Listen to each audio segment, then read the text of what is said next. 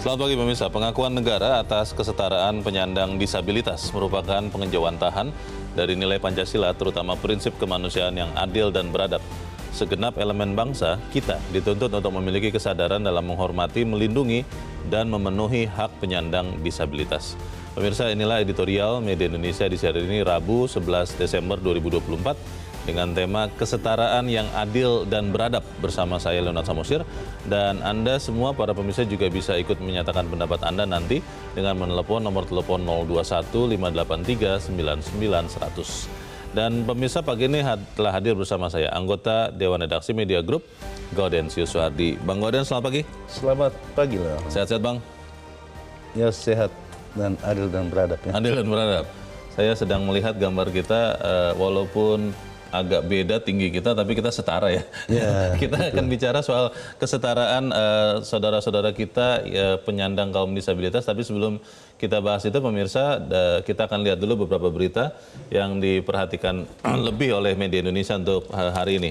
Yang pertama adalah headline di harian Anda bisa lihat di halaman muka. LHKPN asal-asalan mestinya bisa dijerat pidana. LHKPN ini adalah laporan harta kekayaan penyelenggara negara. Pertanyaannya Bang Gauden, mestinya bisa, itu kan artinya tidak dijerat. Bagaimana nih Bang Gauden? Ya, sejauh ini LHKPN itu hanyalah formalitas sesuai dengan ketentuan perundang-undangan yang mewajibkan sebelum, di tengah dan setelah menjabat. Penyelenggara negara wajib melaporkan harta kekayaannya. Oh. Dan yang menarik, para pejabat sekarang ini sebagiannya itu belum melaporkan harta kekayaan hingga Desember. Yeah. Sebagiannya lagi melaporkan asal-asalan. Semua ini berpangkal daripada satu persoalan yang mesti segera diselesaikan. Yeah. Undang-undang tidak mewajibkan untuk memberikan sanksi kepada mereka yang asal-asalan untuk melaporkan harta kekayaan. Asal-asalan ini seperti apa sih Bang? Di dalam berita dicontohkan ini katanya Ketua KPK Nawawi Pamulango yang berkata nih, pengisian LHKPN lebih banyak amburadulnya katanya. Ada Fortuner, maksudnya mobil Toyota Fortuner, diisi harganya 6 juta rupiah. ini kan terlalu ngawur ya. Bagaimana Bang Gauden? Ya, kita memberi apresiasi kepada KPK ya secara terbuka memberitahukan kondisi itu, tetapi kita juga mengingatkan KPK itu tidak dalam kapasitas untuk berkeluh kesah. Tetapi itu mestinya menjadi salah satu instrumen yang bisa dipakai atau pintu masuk untuk mengusut dugaan korupsi ataupun hal-hal lain yang terkait dengan harta para pejabat. Jangan ada hal seperti itu cuma untuk diucapkan, tidak untuk ditindaklanjuti. Saya kira KPK sekarang pasti menindaklanjutinya. Iyalah, saya rasa juga seperti itu sih Bang Gauden. Ini sengaja disebutkan seperti ini supaya kita rakyat kelihatannya dapat gambaran yang disebut dengan asal-asalan itu seperti apa. Kalau ya, itu juga akan menjadi PR bagi pimpinan KPK baru yang akan dilantik nanti ya di akhir bulan ini. Oke, kita harap para penyelenggara negara, saya berharap sebetulnya ada undang-undang yang memberikan sanksi pidana bagi yang tidak memberikan LHKPN tepat waktu dan tepat isi. Ya, paling penting sih sanksi moral ya, karena melaporkan itu kan berdasarkan kesadaran. Kesadaran itu adanya tanggung jawab itu melekat pada jabatan. Sanksi moral? Ya, artinya mereka yang tidak melaporkan secara benar itu adalah orang-orang yang tidak cukup bermoral. Saya harap itu memang benar-benar benar Bang Gauden, karena konon katanya nilai-nilai moral sudah mulai terabaikan di Republik ini. Katanya gitu Bang. Harus ada sanksi pidana atau hukum positif. Itu katanya, faktanya sih masih ada. Oh, masih ada. Baik, kita dorong nanti supaya LHKPN ini benar-benar diberikan bobot yang serius. Kita tinggalkan berita itu, kita ke berita selanjutnya di halaman 2. Ini berita yang juga aneh ini Bang Gauden. Tiba-tiba PMI, Palang Merah Indonesia, gaduh. Isu politis mencuat. memang Republik ini sangat demokratis ya. Semua perkumpulan itu selalu suka ada tandingannya. Pengusaha ada tandingannya, partai juga pernah ada tandingannya. Sekarang Palang Merah Indonesia yang sebenarnya sangat penting karena yang saya tahu, saya salah satu pendonor Bang, itu mengurusi masalah-masalah kemanusiaan. Kok jadi ada 2 orang yang dalam tanda petik memperebutkan, ini bagaimana Bang Gaudens? Ya tadi Leo mengatakan partai ada tandingannya dan kebetulan yang bertanding di dalam kasus PMI ini adalah orang-orang partai dari partai yang sama juga. Oh gitu. Tapi kan belum tentu ada kaitannya Bang. Tidak ada kaitannya, tapi jangan membawa kemasan di partai ke dalam organisasi nirlaba, apalagi setetes darah Anda itu sangat berarti bagi nyawa sesama gitu kan. Nah, mudah-mudahan memperebutkan itu untuk memajukan PMI ya, bukan untuk legalitas kekuasaan belaka gitu. Karena konon katanya ada yang menyebut ini jangan-jangan dipakai sebagai kendaraan politik, katanya begitu Bang. Ya mestinya sih tidak ada politik di dalam PMI ya, karena apa? Karena yang diurus itu tentang manusia dan kemanusiaan, mengurus darah, mengurus kekurangan apa gitu. Jadi kalau membawa itu ke persoalan politik tentu sangat disayangkan, tetapi lebih disayangkan orang dari partai sama malah berebutannya pecahnya di PMI gitu. Mestinya bisa bergabung gitu kan. Iya sih, malah lebih kuat ya PMI-nya. Karena kalau melihat kondisi PMI, Bang Gaudens, saya sering berbicara dengan petugas-petugas PMI saat donor darah. Mereka mengatakan relatif tidak ada anggaran negara katanya. Jadi harus menghidupi dirinya sendiri. Padahal darah itu kan dibutuhkan semua orang. Nah pertanyaannya Bang, di dalam berita juga dikatakan yang penting adalah SK dari Kementerian Hukum. Kepada siapa SK itu akan diberikan, itulah yang jelas kemudian memimpin PMI. Itu soal organisasinya. Tapi yang dibicarakan tadi itu kan bicara soal tugas kemanusiaan ya.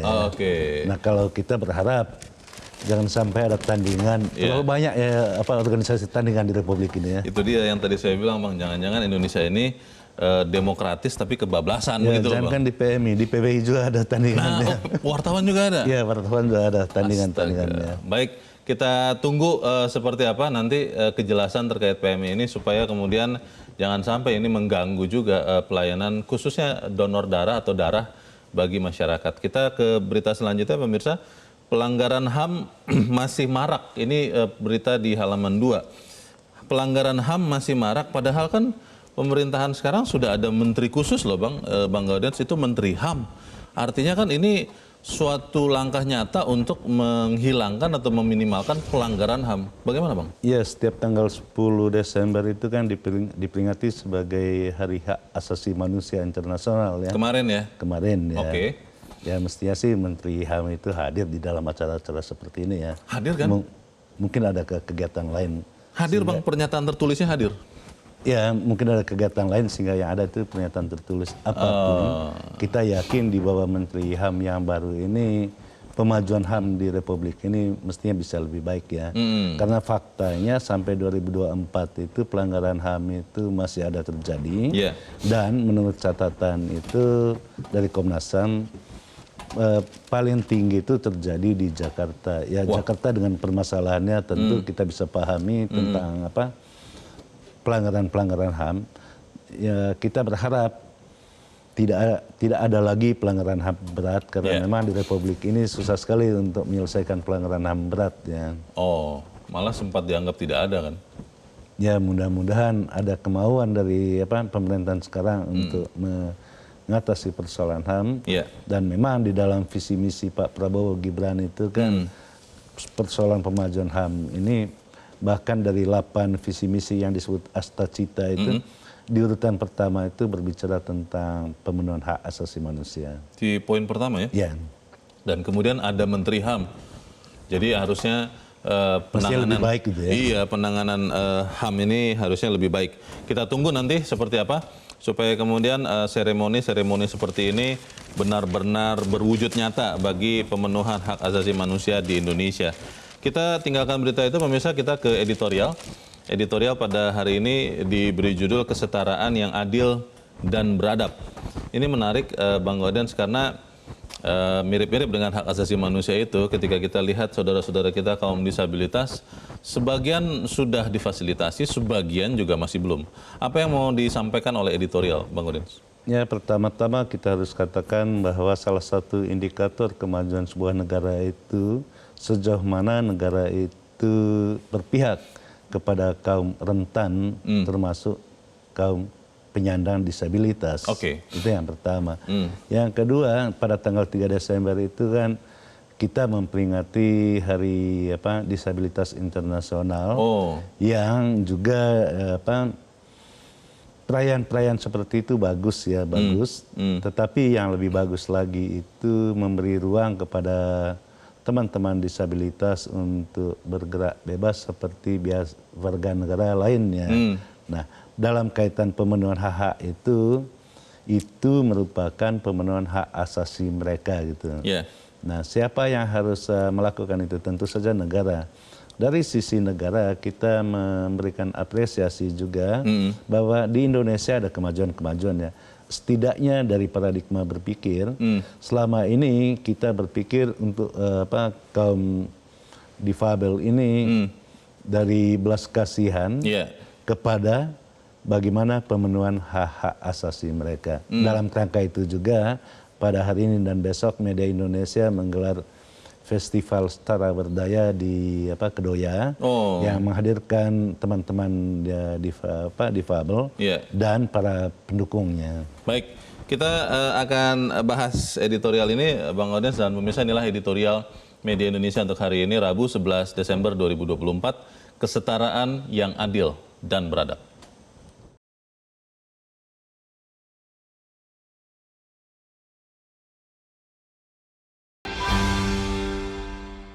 Kesetaraan yang adil dan beradab.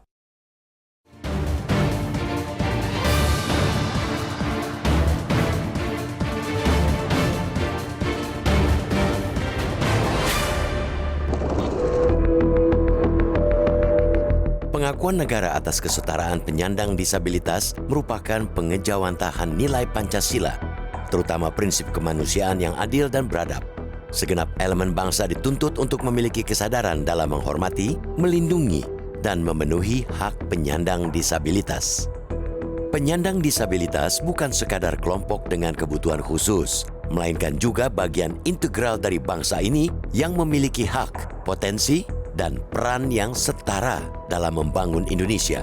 Pemenuhan hak itu juga termaktub dalam pasal 28 huruf I ayat 4 Undang-Undang Dasar 1945. Bahwa perlindungan, pemajuan, penegakan, dan pemenuhan hak asasi manusia adalah tanggung jawab negara. Dalam konteks penyandang disabilitas, tanggung jawab ini dijelaskan lebih rinci dalam pasal 8 Undang-Undang Nomor 8 Tahun 2016 yang menyatakan bahwa negara memiliki kewajiban untuk melindungi, menghormati, dan memenuhi hak-hak penyandang disabilitas. Selain itu, Indonesia juga telah meratifikasi Konvensi PBB tentang hak penyandang disabilitas melalui Undang-Undang Nomor 19 Tahun 2011 yang menegaskan pengakuan bahwa penyandang disabilitas berhak sepenuhnya untuk berpartisipasi dalam kehidupan bermasyarakat. Peringatan Hari Disabilitas Internasional yang jatuh setiap 3 Desember menjadi pengingat bagi bangsa ini tentang tanggung jawab nilai-nilai universal kemanusiaan agar terus memperjuangkan inklusivitas dan menghormati hak-hak penyandang disabilitas. Dalam kehidupan bermasyarakat, diskriminasi seringkali muncul bukan akibat kurangnya aturan, melainkan karena minimnya kesadaran. Oleh karena itu, diperlukan upaya edukasi yang lebih luas mengenai pentingnya menghormati keberagaman, termasuk dalam aspek kemampuan fisik dan mental.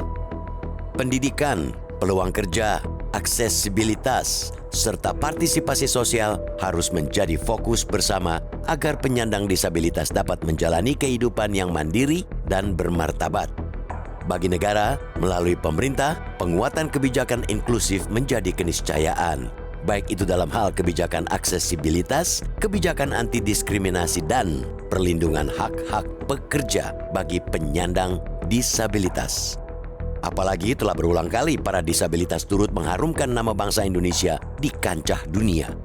Sejumlah atlet mampu berprestasi di Paralimpiade bahkan mampu membawa pulang medali emas. Ada juga Putri Aryani, seorang penyanyi yang mampu menembus America's Got Talent 2023, bahkan menyandang predikat peringkat kedua. Dari merekalah tergambar bahwa kemampuan dan tekad penyandang disabilitas sejatinya tidak berbeda dengan individu pada umumnya. Tidak banyak yang menyadari bahwa meskipun memiliki keterbatasan, mereka mampu meraih prestasi luar biasa yang patut diacungi jempol. Untuk itulah, semua elemen bangsa perlu untuk merefleksikan peran masing-masing dalam membangun bangsa yang lebih adil dan setara. Kesetaraan adalah kunci bagi bangsa yang kuat. Semangat kesetaraan inilah yang mestinya menjadi pendorong bagi siapapun untuk konsisten menjalankan praktik-praktik non-diskriminasi.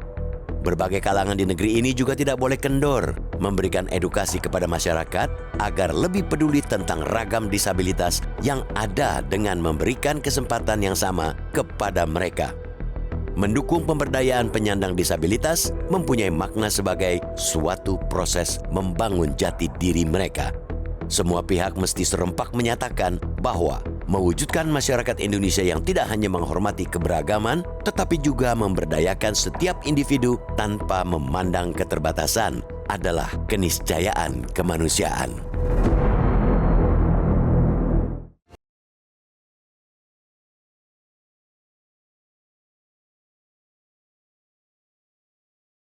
Di bagian berikut Anda bisa ikut menyatakan pendapat Anda, pemirsa. Untuk saat ini tetaplah bersama kami.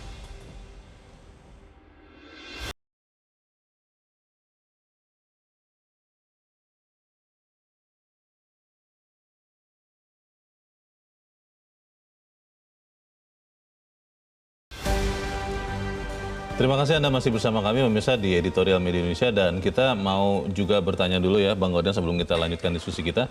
Kita saat ini sudah tersambung lewat saluran telepon dengan Ketua Komisi Nasional Disabilitas Dante Rakmalia. Ibu Dante, selamat pagi. Ya, selamat pagi Bang Leonard. Ya, Bu Dante, di Hari Disabilitas Internasional 3 Desember yang lalu dan saat ini Media Indonesia menyelenggarakan Festival Setara dan Berdaya.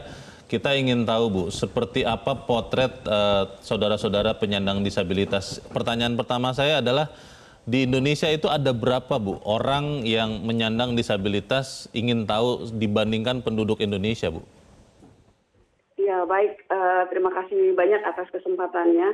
Penyandang disabilitas di Indonesia berdasarkan data dari Bappenas melalui Reksoseknya ada 4,1 juta, tetapi itu hanya disabilitas derajat sedang dan berat. Sementara BPS itu menyatakan lebih dari 4,1 juta, ya lebih tinggi. Dan data-data di berbagai kementerian lembaga ini berbeda satu sama lain. Sehingga kita ini sedang mendorong bagaimana ada satu data nasional disabilitas. Sedang kami dorong. Jadi sekitar berapa persen ya? Tidak sampai 10% ya, Bu, dari penduduk ya kelihatannya? Ya, tidak sampai 10%. Padahal WHO mengatakan kan 10% dari populasi itu adalah penyandang disabilitas gitu ya. WHO mengatakan sekitar 10% penyandang disabilitas.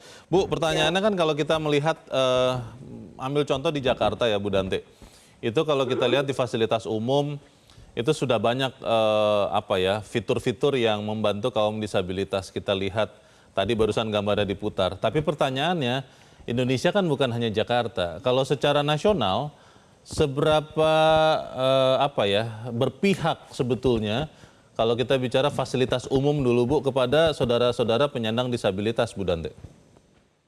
Ya, pernyataan pertama tadi betul sekali ya, bahwa Indonesia ini terdiri dari berbagai daerah yang sangat beragam ya, geografis dan lain sebagainya. Tentu tidak bisa kita samakan dengan di Jakarta ya. Untuk Jakarta sendiri, aksesibilitas fisik untuk teman-teman penyandang disabilitas memang relatif jauh lebih baik dibandingkan di daerah yang lain.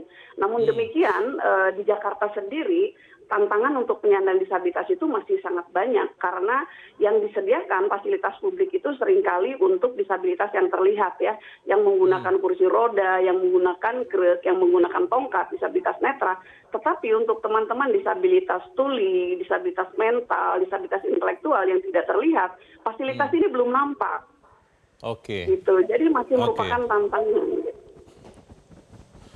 Bu Dante, memang kita terus berusaha ya untuk memenuhi atau membantu memberikan kesetaraan bagi saudara-saudara penyandang disabilitas.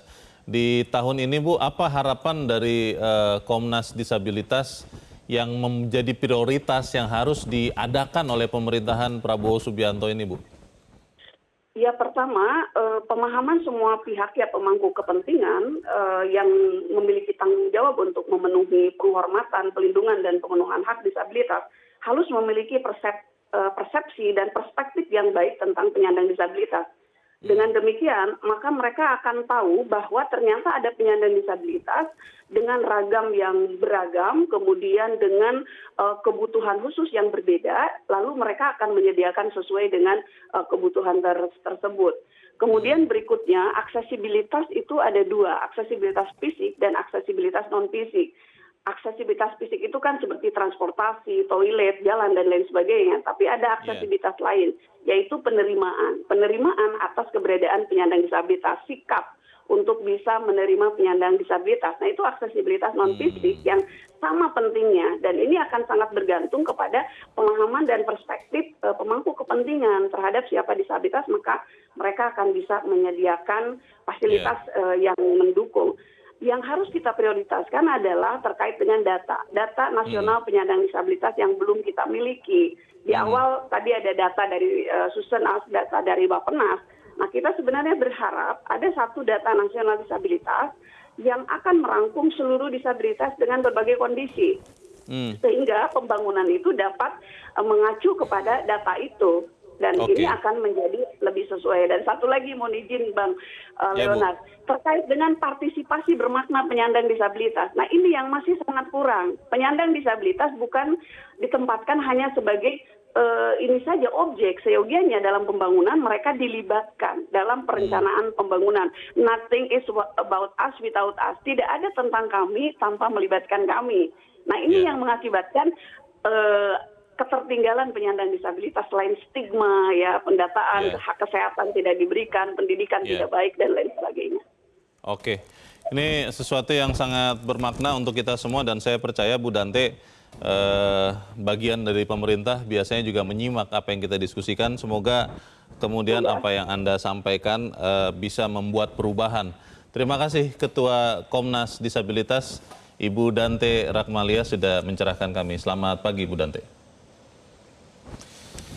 Itu yang disampaikan Bu Dante, Bang Gores, mungkin pertanyaan mendasar ya. Bagaimana saudara-saudara penyandang disabilitas itu diperhatikan bukan hanya di bagian akhir, tapi dari awal memang pembangunan itu sudah dirancang juga bagi mereka juga. Bisa tidak tuh Bang? Ya pasti bisa ya. Sebelum adanya undang-undang disabilitas itu, kaum difabel itu sebagai objek. Tadi saya katakan, mulai dari pola berpikir belas kasihan ketika memasuki undang-undang disabilitas itu sudah memasuki kaum difabel sebagai subjek di dalam undang-undang itu yang pertama. Artinya peraturan perundang-undangan sangat banyak untuk kaum difabel. Tetapi bagaimana di dalam prakteknya ini menjadi persoalan. Salah satu persoalan terbesar atau hambatan terbesar bagi teman-teman difabel itu persoalan infrastruktur dan fasilitas publik yang terjangkau. Bayangkan di kampung-kampung, dari kampung ke sekolah misalnya jauh jaraknya, bagaimana mereka harus pergi sekolah gitu. Bisa bergerak. Karena itu tidaklah heran tingkat pendidikan kaum difabel itu rata-rata ya sangat rendah gitu. Karena susah untuk mengakses. Kalaupun bisa akses, keterimaan mereka di ruang publik itu juga menjadi persoalan sendiri. Kita berharap bagaimana pemerintah, seluruh warga negara menjalankan betul undang-undang. Ada keberpihakan nyata kepada kaum difabel itu, salah satunya misalnya aturan di dalam undang-undang itu kan untuk PNS maupun pegawai BUMN itu kan yang diterima 2%-nya itu kaum difabel gitu ya. Alokasinya sudah ada ya? alokasinya sudah ditentukan di undang-undang. Sama halnya juga untuk swasta harus ada 1% itu kaum difabel. Bagaimana faktanya? Ini kan pertanyaan-pertanyaan reflektif yang mestinya dipenuhi oleh negara. Dan kita yakin bangsa ini sedang menuju memberikan penghormatan yang adil dan beradab kepada teman-teman difabel. Tadi ada satu lagi yang ditekankan juga oleh Bu Dante itu, Bang Gaudens, terkait dengan satu data ya, terkait dengan satu data disabilitas secara nasional. Karena tadi ketika saya tanyakan jumlah saja, kan angkanya dari beberapa institusi berbeda, beda-beda. Ini sebenarnya mungkin bukan hanya untuk saudara-saudara penyandang disabilitas ya, karena masalah data secara umum kan masih lemah di Republik ini. Bagaimana Bang? Ya kalau data tentang jumlah ya, dari Bappenas itu kan sekitar 4,1, dari BPS itu sekitar 9 juta lebih kaum difabel ya. Nah bagaimana untuk mengatasi ini? Presiden Prabowo sudah menegaskan Indonesia menuju satu data. Dan saya tahu persis Kementerian Sosial saat ini sedang merancang untuk menuju satu data itu. Nah, data yang mana yang akan dipercaya nanti?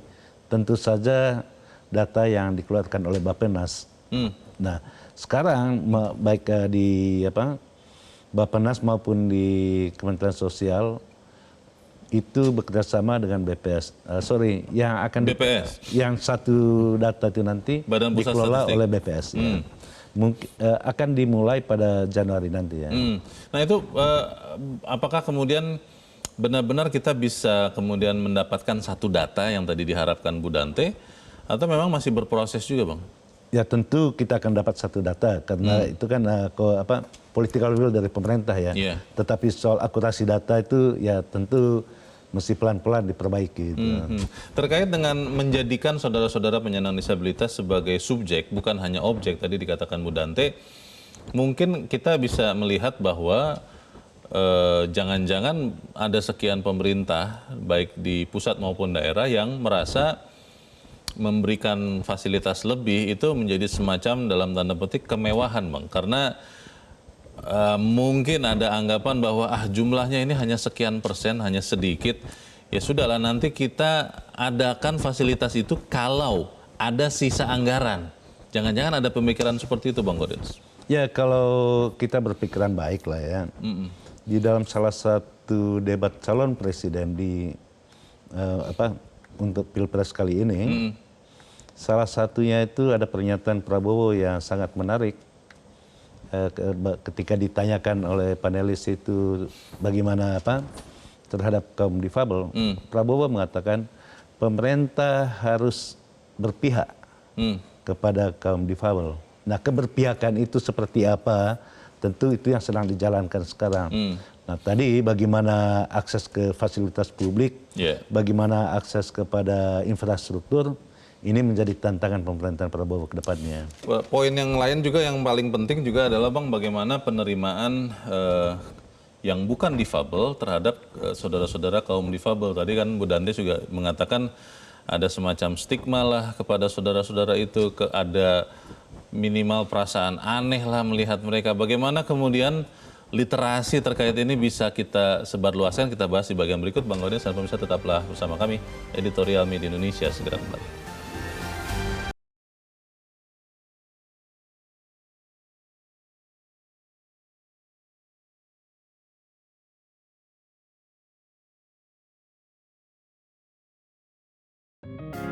Media Indonesia mengajak Anda untuk mengakses fitur premium e-paper.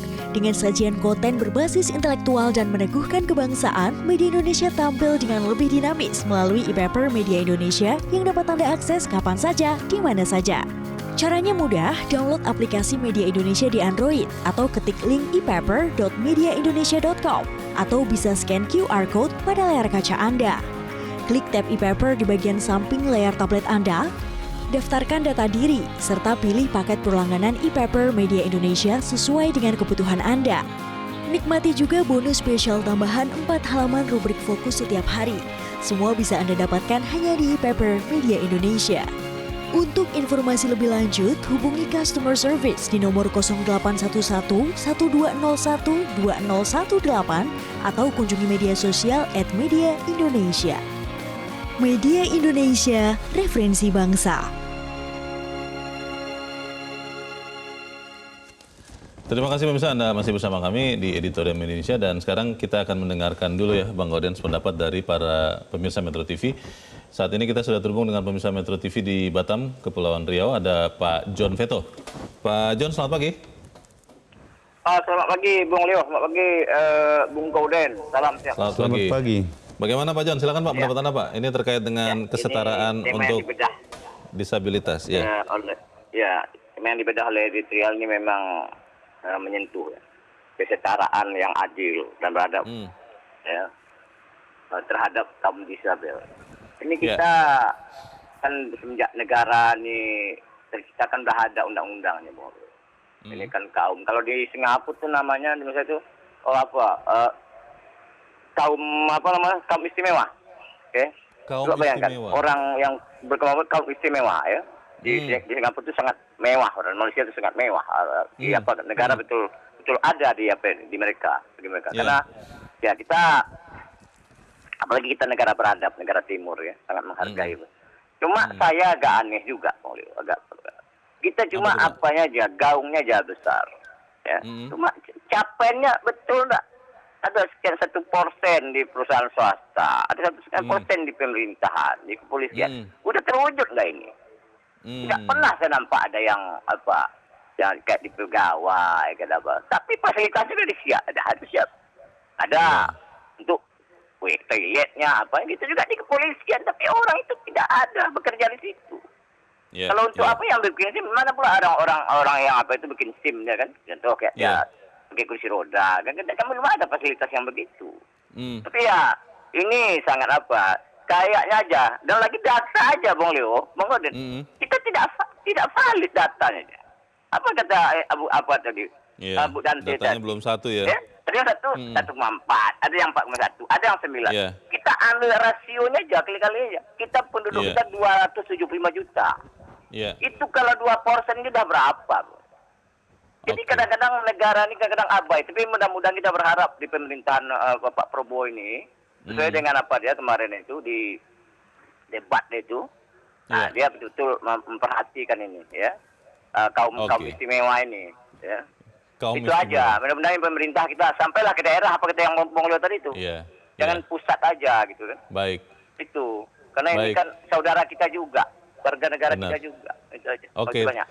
Terima kasih Pak John Veto di Batam, Kepulauan Riau untuk pendapat Anda. Selamat pagi Pak. Di belakang Pak John ada Pak Yunus Luat di Tanjung Selor, Kalimantan Utara. Pak Yunus, selamat pagi. Selamat pagi, salam sejahtera untuk kita semua. Yang saya hormati, Bung Salam Gaudens. sejahtera. Ya, silakan Bung Leo, Pak Yunus. Langsung bahwa kita menyambut baik adanya penyetaraan, adanya pemenuhan hak kepada saudara terkasih kita disabilitas. Dia ini tidak pernah meminta untuk dilahirkan seperti kondisi itu. Oleh sebab itu, sesuai dengan amanat Undang-Undang Dasar 1945, khusus yang ada pada pasal 28 huruf A atau huruf 1 pertama ayat 4, bahwa perlindungan, kemajuan, penegakan, dan pemenuhan hak asasi manusia adalah menjadi tanggung jawab negara. Kami di Kalimantan Utara, Provinsi Kalimantan Utara, khususnya Kabupaten Belungan, pada hari Minggu yang lalu sudah menjalankan di dalam memperingati hari ulang tahun Nusantara. Kita turunkan semua disabilitas, ada jalan santai, dihargai, dimanusiakan. Itulah yang dilakukan oleh pemerintah Kabupaten Belungan untuk kita semua, karena kita betul-betul patuh taat kepada ketentuan peraturan undang-undang yang dibuat oleh negara kita bersama, untuk kita wajib melindungi, menghormati, memenuhi hak penyandang disabilitas.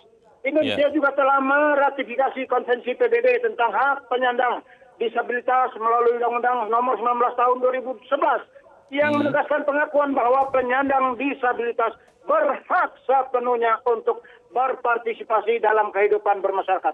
Saya kira itu supaya kita diberkati oleh Tuhan, kita harus satu bersama, saling mendoakan satu sama lain. Jangan membeda-bedakan suku, agama, warna kulit, rambut lurus, atau kondisi bagaimanapun, budaya dan lain sebagainya. Bung Leo dan Bung Gordon, kita mau Indonesia ini maju, dan pemerintah daerah kita dimanapun di Indonesia ini tetap kuat dalam Pancasila NKRI.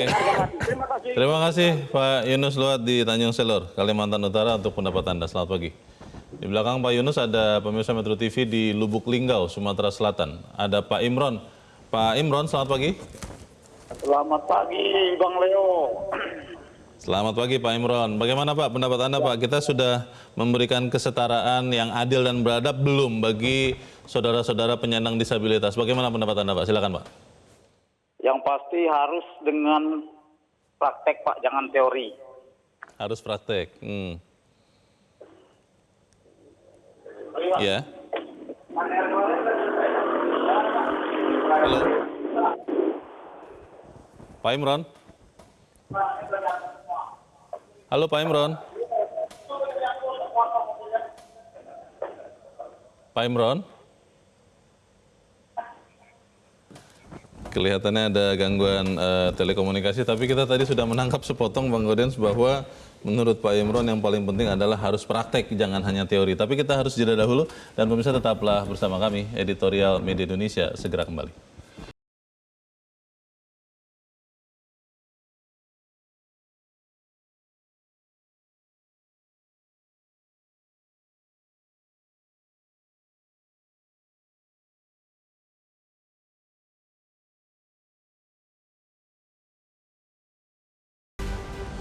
Terima kasih karena Anda masih bersama kami dan kita ada di bagian akhir dari diskusi kita pagi ini. Bang Gaudens, kalau melihat sejarahnya, ini saya barusan melihat di pemberitaan bahwa dulu di Indonesia sebenarnya istilahnya adalah cacat ya, dan sekarang sudah berubah sebegitu rupa menjadi disabilitas. Artinya kan memang bangsa Indonesia punya keberpihakan jelas kepada saudara-saudara penyandang disabilitas. Tadi para pemirsa mengatakan, yang terakhir tadi Pak Imron yang mengatakan yang penting praktek loh, bukan hanya teori. Bagaimana Bang? Ya betul sekali. Kita harus jujur mengakui bahwa teman-teman difabel itu juga warga negara yang memberikan kebanggaan kepada Republik ini. Hanya ada dua peristiwa Indonesia Raya dinyanyikan di luar negeri. Yang pertama itu kunjungan kepala negara. Yang kedua itu emas untuk pertandingan Olimpiade atau pertandingan olahraga. Teman-teman difabel itu selalu menghadirkan emas di perlombaan internasional. Paralimpiknya ya? Paralimpik. Dan pada saat itulah Indonesia Raya dinyanyikan. Itu membanggakan.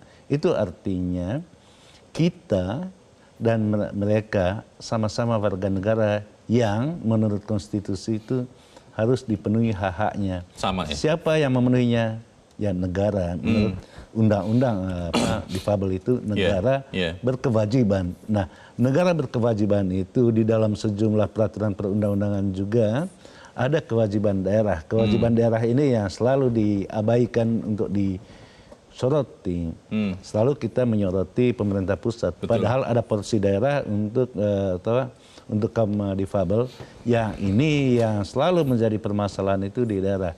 Tadi saya katakan bagaimana mungkin teman-teman difabel pergi sekolah kalau sekolahnya jauh itu. Ini persoalan di desa gitu kan. Belum lagi mereka yang di desa itu tidak terdata. Apalagi kalau misalnya kalau tidak terdata berarti mereka tidak bisa mendapatkan bantuan sosial lainnya gitu. Dalam kerangka itu kita mendorong pemerintah untuk menuju satu data dan harus nyata memberikan perlindungan kepada teman-teman difabel. Teman-teman difabel itu tidak pernah diminta kasihani, tetapi berilah kesetaraan buat mereka, setara yang adil dan beradab. Penyandang disabilitas tidak minta dikasihani, tapi umumnya kalau saya melihat Bang, yang tidak menyandang disabilitas justru mengasihani. Lalu ada stigma-stigma lain, tidak memandang saudara-saudara penyandang disabilitas ini sebagai orang-orang yang setara. Justru hanya karena belas kasihan, itu pun tidak juga kemudian nyata. Pertanyaannya Bang, bagaimana kita bisa mengangkat pemahaman orang-orang yang bukan difabel, tidak penyandang disabilitas, sehingga memberikan kesetaraan itu? Karena kan jumlah kita rakyat kan jauh lebih banyak daripada pemerintah Bang. Ya tentu saja dan pernah lelah untuk memberikan edukasi. Editorial ini salah satu edukasi untuk teman-teman difabel yang kita persembahkan untuk teman-teman difabel.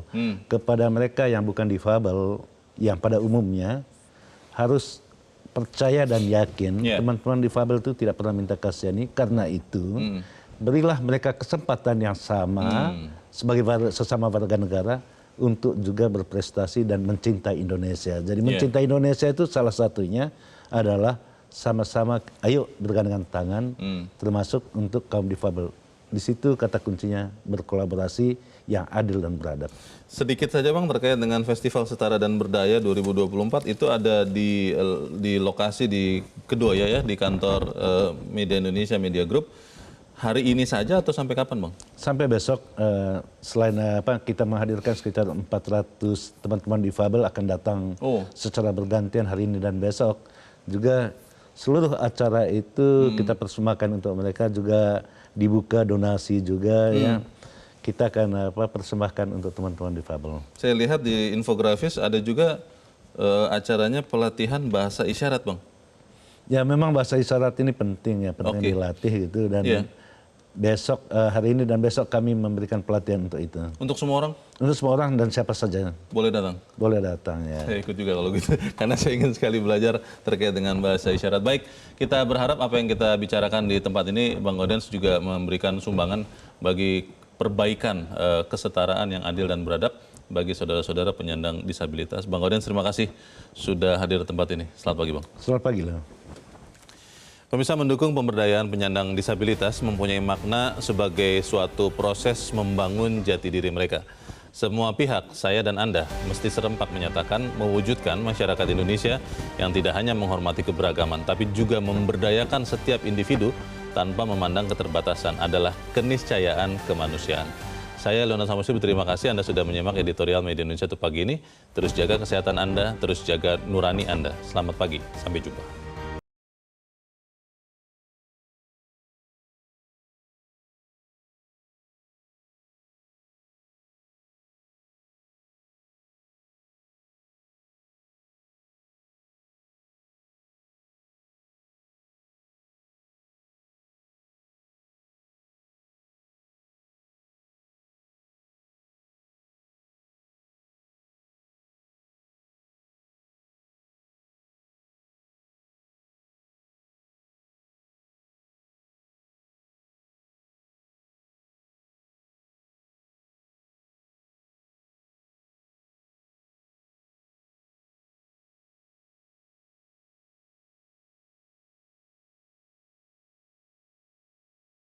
Jelajahi cara baru mendapatkan informasi. Download Metro TV Extend sekarang.